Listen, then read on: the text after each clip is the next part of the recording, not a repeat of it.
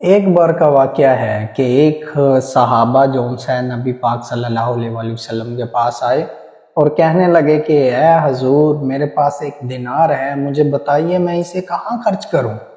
تو آپ صلی اللہ علیہ وسلم نے ان کو بتایا کہ اپنی ذات پہ خرچ کرو۔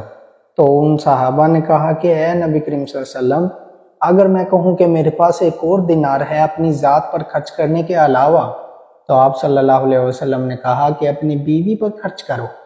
تو صحابہ نے کہا کہ اگر میں کہوں کہ میرے پاس ایک اور بھی دینار ہے، تو پھر آپ صلی اللہ علیہ وسلم نے کہا کہ اپنی اولاد پہ خرچ کرو۔ تو صحابہ نے کہا یا رسول اللہ میرے پاس ایک اور بھی دینار ہے۔ تو آپ صلی اللہ علیہ وسلم نے کہا کہ پھر تو تم اپنے نوکر پر، اپنے خادم پر، اپنے ملازم پر خرچ کرو اس کو۔